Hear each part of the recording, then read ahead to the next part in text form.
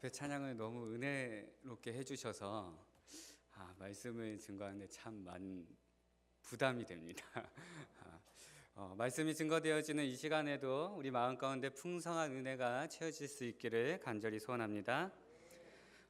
우리가 예수를 믿게 되면 변화되어지는 몇 가지가 있습니다. 그 중에서 여러 가지가 있을 수 있겠지만 가장 중심적으로 변화가 되어지는 것은 우리 삶에 있어서 가치가 변하는 것입니다. 그리고 우리의 관점이 변화되어지는 것입니다. 그리고 우리의 생각이 변화되어지는 것입니다. 그리고 이런 변화들은 이제 우리가 살던 삶의 방식이었던 자기 중심적이었던 그런 삶들을 버리고 이제는 어떤 모습의 삶으로 나아갑니까? 그리스도 중심적인 삶으로 우리의 삶들을 이끌어 나아갑니다. 우리가 읽지는 않았지만 본문 앞의 내용 3장 1절에서부터 11절까지의 내용이 우리가 예수를 믿으면 변화되어지는 것들, 가치의 변화, 또 관점의 변화, 생각의 변화가 생긴다라는 것을 이야기해주고 있습니다. 그리고 오늘 본문 말씀은 그러한 가치의 변화, 관점의 변화, 생각의 변화로 인해서 우리가 이제는 자기 중심적인 삶으로 살았던 우리의 모습들이 그런 것들을 이제 다 버리고 이제는 우리가 그리스도 중심적인 삶을 살아간다라고 말해주는 것이 바로 오늘 본문의 내용입니다.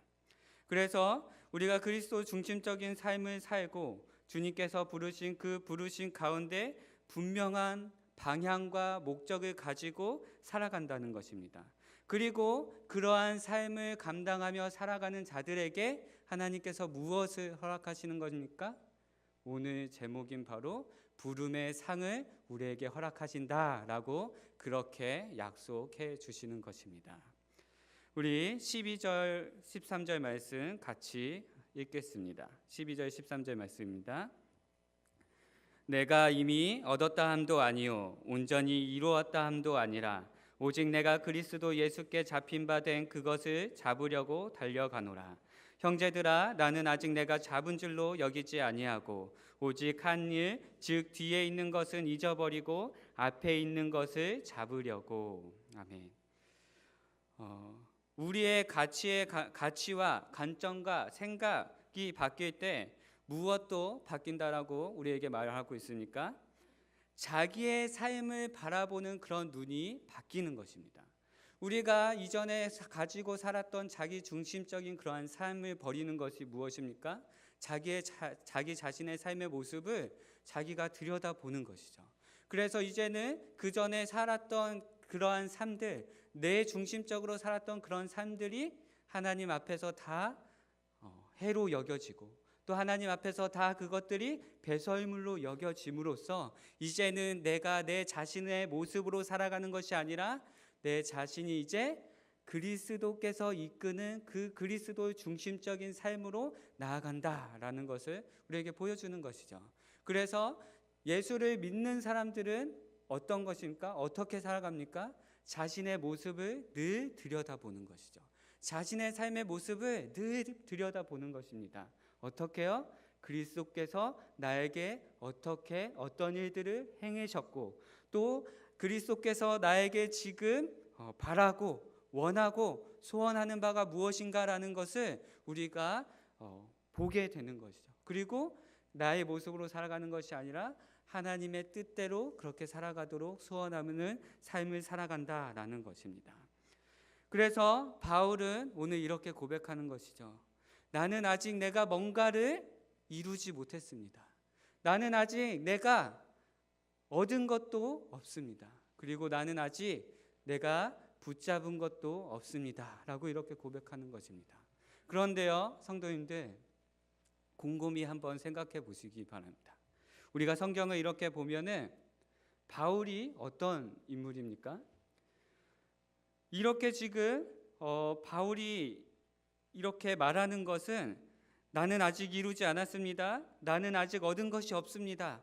나는 아직 붙잡지 못했습니다. 라고 말한다면 이 세상에 어느 누가 나는 이루었다 말하고 나는 얻었다 말하고 붙잡았다라고 말할 수 있는 사람이 누가 있겠어요? 그렇죠? 바울이 어떤 사람입니까? 어떤 면에서 바울은 지상에서 살았던 사람들 중에 뭔가를 가장 많이 이루었고 얻었다라고 말할 수 있는 사람 중에 한 명입니다. 우리가 그를 우상스럽게 바라보고 그를 우상처럼 섬기고 모시고 숭배하는 것은 아니지만, 그럼에도 불구하고 바울이 이루었던 그 믿음의 모습들을 바라본다면 그가 이룬 것은 너무나 많은 것이죠. 그가 행한 그러한 사역을 통해서 얻은 것은 너무나 많은 것입니다. 그런데 사도 바울이 지금 그렇게 이야기하고 있는 것이죠. 그럼 우리 중에 누가 그러면 얻었다고 말할 수 있고 이미 이루었다라고 말할 수 있겠습니까? 우리 본문 4절에서 6절까지 말씀 한번 보겠습니다. 3장 4절에서 6절입니다. 같이 읽겠습니다. 그러나 나도 육체를 신뢰할 만하며 만일 누구든지 다른 이가 육체를 신뢰할 것이 있는 줄로 생각하면 나는 더욱 그러하니 나는 8일 만에 할례를 받고 이스라엘 족속이요 베냐민 지파요 히브리인 중에 히브리인이요 율법으로는 바리새인이요 열심으로는 교례를 박해하고 율법의 의로는 흠이 없는 자라, 이렇게 말합니다. 그리고 바울이 학문적으로는 어떻습니까? 당시 세계에서 가장 위대했던 가말리엘 밑에서 학문을 연마한 사람입니다. 가말리엘 밑에서 학문을 연마했다라는 것은 오늘날 우리가 이제 많은 학생들이 어떻게 해요? 서울대를 가기 위해서 엄청나게 노력을 하잖아요. 그런데 오늘날 말하는 그 서울대에 들어가는 것보다, 그리고 미국에서 가장 유명하다라고 하는 그 하버드에 들어가는 것보다, 그리고 영국에서 가장 유명하다라고 하는 그 옥스퍼드에 들어가는 것보다 더 힘들고 어려웠던 일이었던 것이죠. 그런데 그렇게 힘들고 어려웠던 경쟁률을 뚫고 지금 사도 바울은 그 당시에 가장 위대했던 학자였던 가말리엘 밑에서 학문을 연구했던 사람이다라고 우리에게 성경은 보여주고 있습니다. 그리고 또 신앙의 열심은 어떠했습니까? 우리 고린도후서 11장 23절에서 27절 말씀 찾아보겠습니다. 고린도후서 11장 23절에서 27절입니다. 고린도후서 11장 23절에서 27절입니다.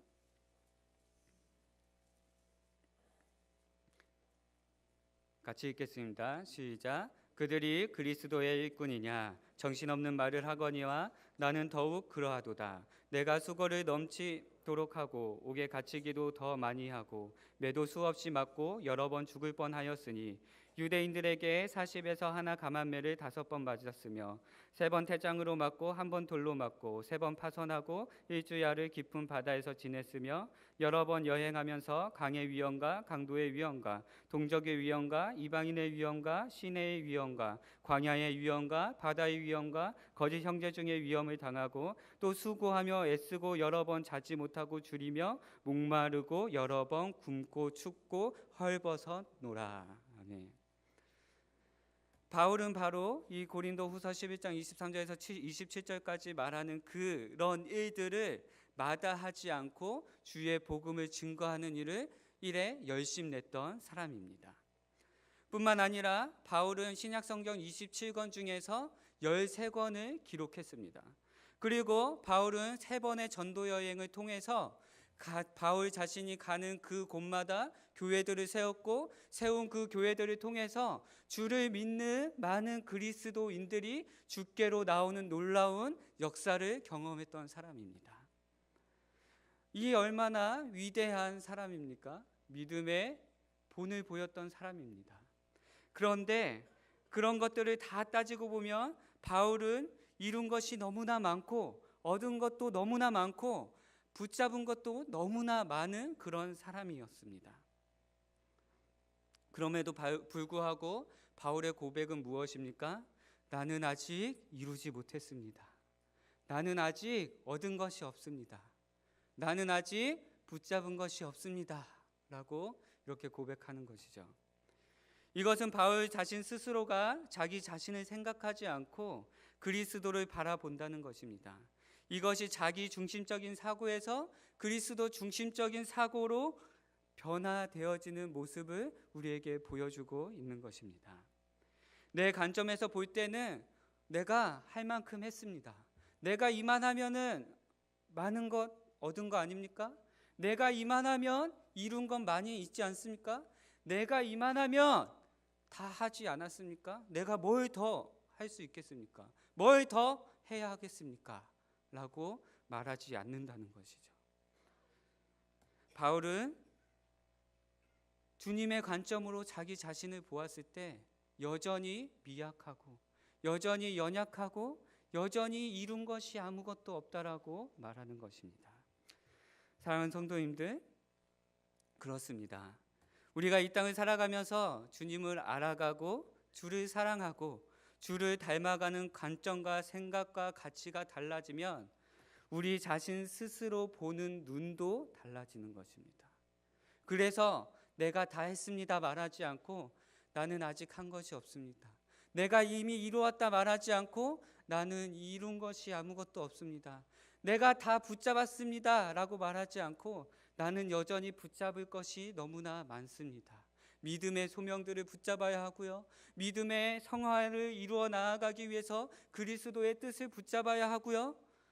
그리스도의 것으로 붙잡아야 할 것들이 너무나 많이 있다는 것입니다. 그뿐만 아닙니다. 또 무엇입니까? 성경에서 말하는 것은 인생을 살아감에 있어서 예수를 믿으며 변화되어진 사람들, 또 그리스도 중심으로 살아가는 그 사람들은 인생을 살아감에 있어 분명한 방향과 목적을 가지고 살아간다라고 그렇게 이야기하고 있습니다. 우리 14절 말씀 같이 읽겠습니다. 시작. 그리스도 예수 안에서 하나님이 위에서 부르신 부름의 상을 위하여 달려가노라. 여기 표대를 향하여라는 말은 주님께서 우리를 부르신 그 분명한 목적과 방향을 가지고 살아간다는 것입니다. 그냥 앞에 있는 사람을 따라서 앞에 있는 것을 붙잡기 위해서 따라가는 것이 아닙니다. 사실 이 표대를 향하여라는 이 말은 경기적 용어입니다. 이 당시 빌립보 교회는 로마의 식민지였기 때문에 로마와 멀리 떨어진 곳에 있었지만 로마의 식민지였기 때문에 로마의 영토였습니다. 그래서 로마는 당시에 무엇이 유행했죠? 스포츠가 굉장히 유행했습니다. 그 중에서도 육상 경기가 굉장히 유행이었는데 이 당시에 육상 경기 때 사용했던 그 용어가 바로 표대를 향하여라는 것입니다. 우리 100m 달리기를 하는 선수들을 보세요. 100m 달리기를 하는 선수들이 무엇을 보고 힘써 젖먹던 힘까지 다 하해서 달려갑니까? 앞에 있는 그 결승점, 골인점, 피니시라고 적혀 있는 그 곳을 향하여서 있는 힘껏 달려가는 것입니다. 그래서 우리 그리스도를 믿는 하나님의 자녀들도 그냥 향방 없이 어디로 가야 할 바 모르는 것처럼 그렇게 살아가는 것이 아니라 예수 그리스도께서 분명히 지정해 주신 그 피니시를 향해서 힘껏 달려가는 사람이라는 것입니다. 그리고 여기서 보면 달려간다, 잡는다라는 단어가 나옵니다. 그런데 이 달려간다, 잡는다라는 단어가 2번씩 반복해서 나옵니다. 이 단어도 마찬가지로 경기 용어로 사용되었던 당시의 그런 단어입니다. 네, 달려간다, 쫓아간다 이렇게 말하니까 그런 의미가 우리에게 이렇게 와닿지 않지만 이 단어가 이 단어를 헬라어 의미로 풀어서 말하면 추적한다라는 말이에요. 추적한다. 우리 예전에 좀 한참 전에 나온 영화인데 하정우가 주연으로 나왔던 추격자 다 아시죠? 저는 그 영화가 무섭다고 해서 잔인하다고 해서 보지는 않았지만 그 내용은 익히 많이 들어서 압니다. 근데 결국엔 그 내용이 뭐예요? 이 하정우라는 사람을 잡기 위해서 처음부터 끝까지 추격을 하는 거죠. 추격을. 근데 추격을 하는데 어떻게 해요? 자신의 생명을 내걸고 추격을 하는 것이죠. 그러니까 여기서 말하는 이 추격한다라는 것은 그런 의미입니다. 우리가 이 땅을 살아가는 그리스도인들이 그냥 향방 없이 아무런 힘도 목적도 없이 그냥 달려가고 그것을 잡기 위해서 나아가는 것이 아니라 정먹던 힘을 다해서 내 목숨을 다 걸어서 그 표대를 향하여서 온전히 있는 힘껏 다 나아간다는 것입니다. 추격한다는 것입니다. 그냥 아무거나 쫓는 것이 아니라 그리스도께서 약속하신 그 약속을 쫓아서 나아간다라는 그런 의미입니다. 고린도전서 9장 26절에서는 이렇게 기록합니다. 그러므로 나는 다름질하기를 향방 없는 것 같이 아니하고 싸우기를 허공을 치는 것 같이 아니하며 라고 이렇게 기록하는 것이죠. 그렇습니다. 다름질을 하는데 향방 없는 것처럼 하는 것이 아닙니다. 싸우기를 허공에 치는 것처럼 하는 것이 아닙니다. 분명한 목적이 있고 분명한 상대가 있어서 우리가 그 상대를 향해서 나아가고 그 목적을 향해서 나아간다라는 것입니다. 왜 그렇습니까? 바울이 이야기하는 것이죠. 우리가 아직 얻지 못하고 이루지 못하고 잡지 못했기 때문에 주님이 우리에게 보여주신 그 분명하고도 확실한 목표를 향해서 우리들 한 사람 한 사람을 부르신 그 부름의 상을 위해서 달려간다라고 말하는 것입니다. 그러면 그 부름의 상은 무엇입니까? 부름의 상이 무엇이죠? 13절에 그 13절이 아니라 14절에 이렇게 기록하는 것이죠. 표대를 향하여서 그리스도 예수 안에서 하나님이 위에서 부르신 부름의 상을 위하여 달려간다라고 이렇게 기록합니다. 이 땅이 만들어 놓은 이 땅에서 사람들이 만들어 놓은 그런 상이 아닙니다. 그것과 비교할 수 없이 너무나 크고 놀라운 것입니다. 그건 무엇입니까? 하나님께서 하늘에서 위에서 하나님께서 친히 만들어 놓으신 부름의 상이 우리들에게 분명히 있다라는 것입니다. 하나님께서 위에서 부르신 그 부름의 상인 것입니다. 하나님이 우리를 부르셨다 할 때는 두 가지 내용으로 해석할 수 있습니다.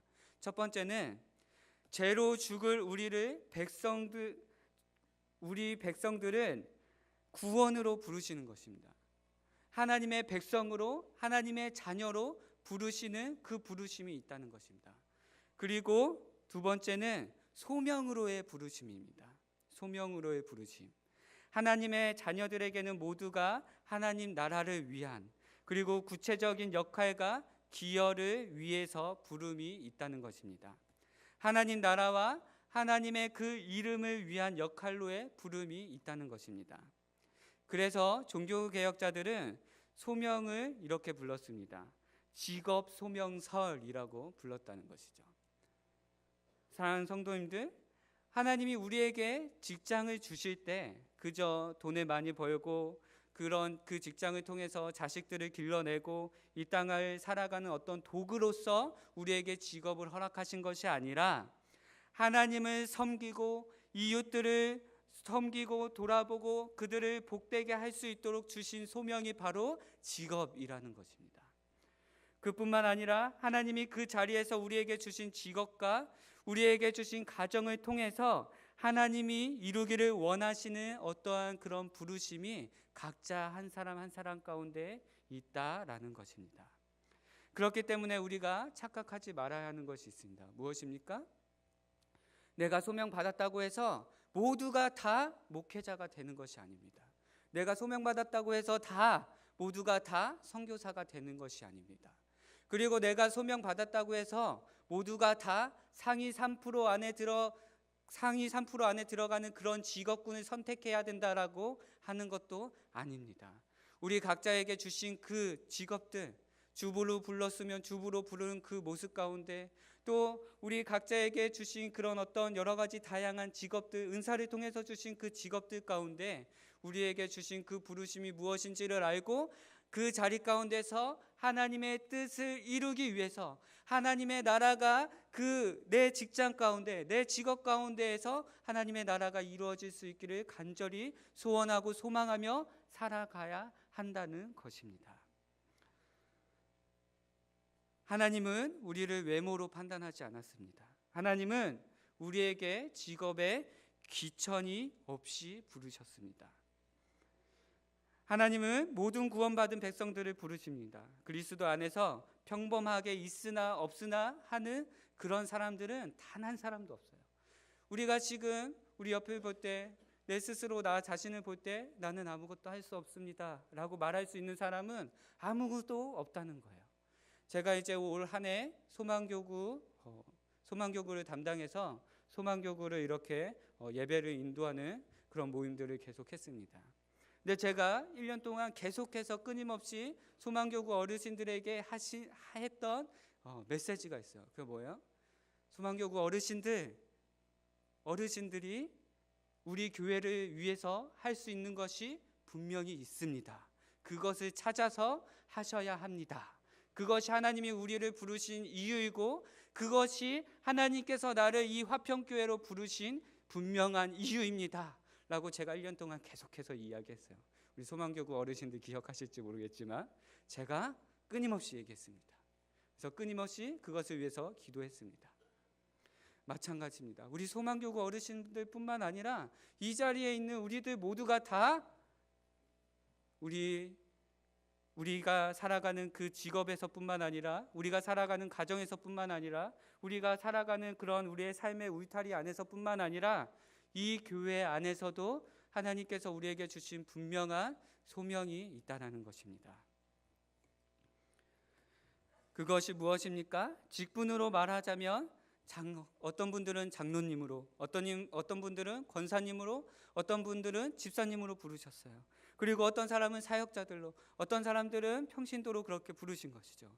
또 역할로 말하자면 오늘 이제 기관장 취임 헌신 예배를 드리는데 어떤 분들은 전도회로, 또 어떤 분들은 집사회로, 또 어떤 분들은 권사회로, 선교회로, 찬양대로, 찬양단으로 그렇게 부르셨다는 거예요. 또는 교회사로, 또 반장으로, 구역장으로, 또 어떤 분들은 주방을 섬기는 일로, 또 어떤 분들은 주차로 섬기는 일로, 그렇게 한 사람 한 사람이 다 주어진 역할들이 분명히 있고, 그것을 위해서 우리에게 소명을 주셨고, 그것을 위해서 우리를 부르셨고, 그것을 위해서 또한 하나님께서 우리에게 부르신 그 부르심의 상이 우리에게 있다라고 성경은 이야기하는 것입니다.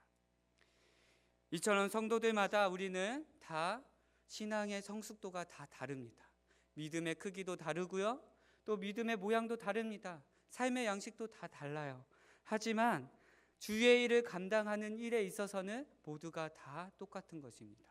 주의 이름으로 부름 받았고요, 하나님 나라의 백성으로 부름 받았고요, 하나님 나라의 자녀로 부름 받았다는 것입니다. 하나님의 교회를 위해서 부름 받았다는 것입니다. 그것을 이야기하는 것이 15절입니다. 우리 이제 16절 15절 말씀은 그것을 이야기하는 거고, 우리 16절 말씀 같이 읽겠습니다. 시작. 오직 우리가 어디까지 이르렀든지 그대로 행할 것이라. 사랑하는 성도님들, 우리에게 신앙의 척도가, 신앙의 모습이, 신앙의 연륜이 어디에 이르렀든지 상관없습니다. 하나님께서 부르신 그 부르심이 있고, 우리는 그 부르심 가운데 행할 뿐입니다. 하나님께서 우리를 그렇게 부르셨다는 것입니다. 그 자리가 어떤 자리든지 아무 상관없이, 그 자리가 어떤 자리인지를 알고 그 자리에서 우리 주님이 허락하신 역할을 충성스럽게 감당하도록 우리를 부르셨다는 것입니다. 그것이 무엇입니까? 우리에게 있어서 성공이라는 단어입니다.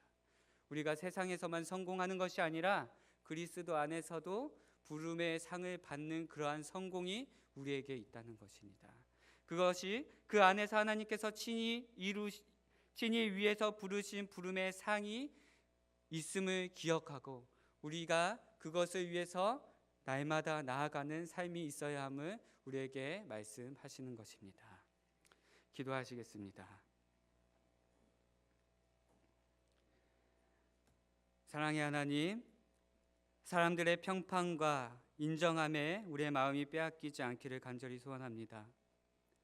하나님이 부르신 부름에 서 있는지, 우리가 주님의 마음이 있는 자리에 내가 머물러 있는지, 주님이 하라 하신 그 일을 그 일인 줄 알고 충성스럽게 하고 있는지 늘 우리의 모습을 살피며 기도하며 강구하며 살기를 간절히 소원합니다. 주님, 우리 인생들을 긍휼히 여겨주시고 붙들어 주시기를 간절히 소원합니다. 우리의 능력이 되시는 살아계신 우리 구주 예수 그리스도의 이름으로 기도합니다. 아멘. 이제 말씀 감사합니다. 321장 찬송 부르면서 준비된 헌금 드리도록 하겠습니다. 321장입니다.